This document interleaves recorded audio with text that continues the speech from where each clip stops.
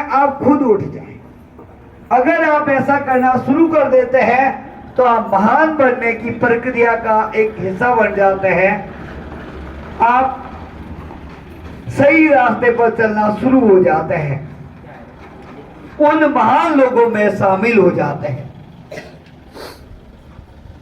हमें बहुत कुछ सीखने को मिलता है। एपीजे अब्दुल कलाम बचपन में अपने कई मित्रों के साथ में रहते थे, उनके घर जाते थे, उनके अंदर कहीं भेदभाव जैसी चीज नहीं दिखती है। वो सभी धर्मों के लोगों को एक समान मानते थे। मातृभूमि के लिए आजीवन अपना सब कुछ न्योछावर कर दिया, यहां तक कि उन्होंने विवाह भी नहीं किया। एक समय जब मिसाइल का आविष्कार कर लिया तो बैलगाड़ी पर लेके जाते थे। उस दौर से लेकर के आज भारत अंतरराष्ट्रीय कई देशों की मिसाइलों को प्रक्षेपित करने में सफल हुआ है, तो उनके पीछे एपीजे अब्दुल कलाम है। आज हमारे लिए गर्व का क्षण है, हम इन महान शख्सियत को याद कर रहे हैं।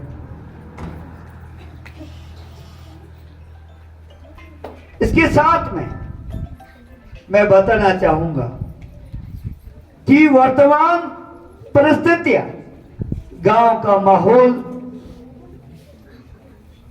के अंदर काफी कुछ सुधार की जरूरत है। नशा नाश की जड़ है, हमेशा सुनते आए हैं, रात को मैंने अपनी आंखों से भी देखा है किस प्रकार एक घर का दीपक, एक चिराग वो बुझ जाता है देखते ही देखते, और उनके पीछे परिवार तड़पते रहता है और खुद तो जाता है, उसके साथ में परिवार को हमेशा के लिए वो तकलीफें दे जाता है और वो जिंदगी भर उन तकलीफों के सहारे जीते रहते हैं।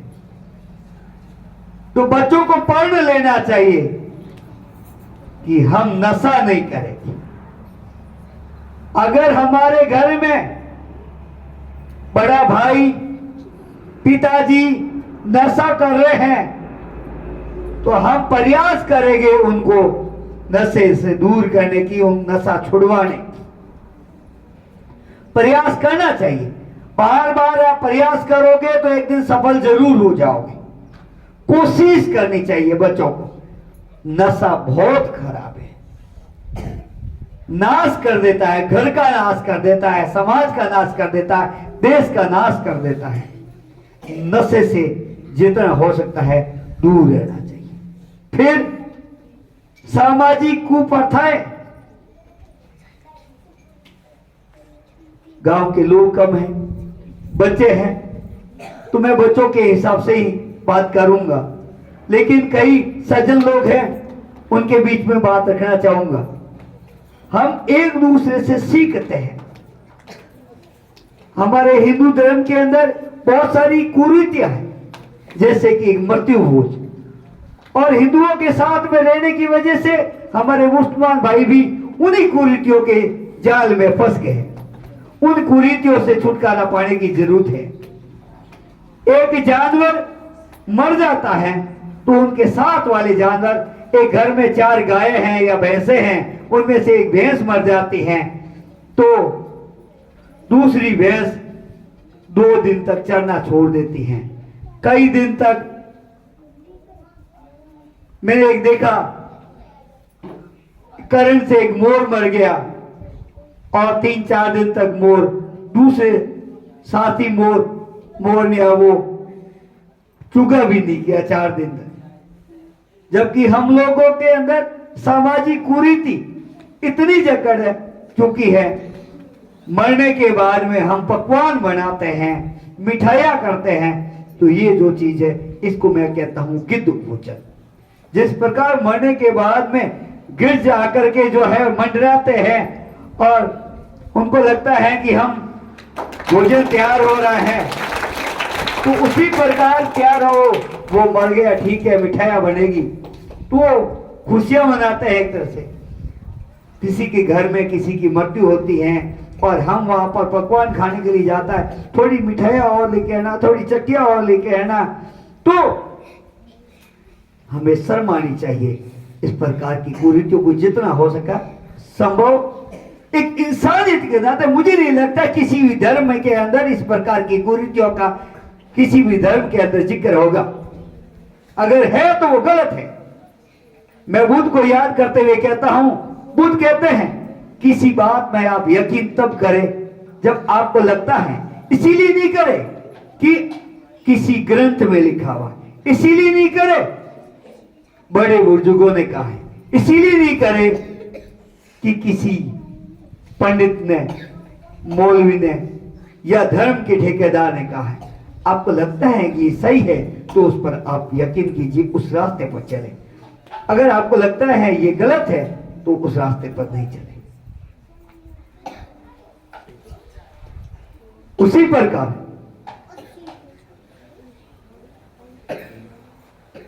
गुस्सा, मैं गुस्से पर बोलना चाहूंगा। मैं थोड़ा कल शाम से जब मैंने एक घटनाक्रम देखा मेरी आंखों के सामने, तो मुझे ये दो बिंदु लग गए, मुझे लगा कि मुझे बोलना चाहिए। अगर आपको गुस्सा आता है, बच्चों को भी गुस्सा आता है, मैं बचपन में छोटा था, मुझे याद है, मुझे भी गुस्सा आता था, आप लोगों को भी गुस्सा आता हो। अगर आपको गुस्सा आता, आपको लगता है कि मुझे कोई कदम उठाना है, गुस्से में के अपन गलत कदम उठा लेते हैं। अगर आपको गुस्सा आ गया तो जो आप करना चाह रहे हैं उससे पहले एक काम कर लीजिए, 100 तक उल्टी गिनती गिनना शुरू कर लीजिए। जो कुछ करना चाह रहे हैं उससे पहले एक मेरी बात ध्यान रखिए, 100 तक उल्टी गिनती बोल लीजिए। आप देखोगे 100 तक उल्टी गिनती गिनने के बाद में आपका गुस्सा काफी कम हो गया है। आप जो कदम उठाने जा रहे हो शायद वो नहीं उठा पाओगे, वो नहीं उठाओगे। कभी भी आप ऐसा मत कीजिए, गुस्से के अंदर कोई भी गलत कदम मत उठाइए। आता है गुस्सा, ये मनुष्य स्वभाव है, लेकिन गुस्से के अंदर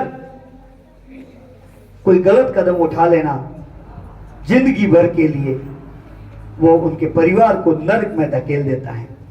मैंने नहीं देखा ना तो स्वर्ग देखा ना नरक देखा, जो कुछ है वो यहीं पर है। हम किसी को परेशानी में नहीं डालें।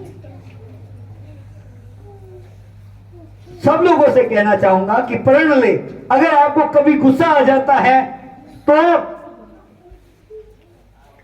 जो मन में आया है कुछ करने के लिए, उसको इंप्लीमेंट करने से पहले 100 तक उल्टी गिनती गिन लीजिए।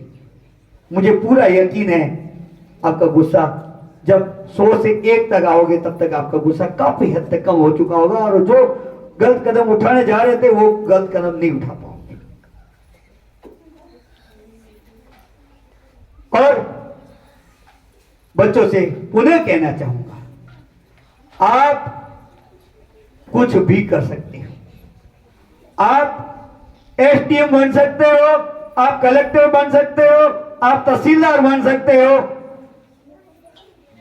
एक गांव के अंदर रहने वाला, भले आपके माता पिता कभी स्कूल नहीं गए, तब भी आप अधिकारी बन सकते हैं। तब भी आप बड़े से बड़ा अधिकारी बन सकते हैं, बड़े से बड़ा बिजनेसमैन बन सकते हैं, कुछ भी कर सकते हैं। मेरे माता पिता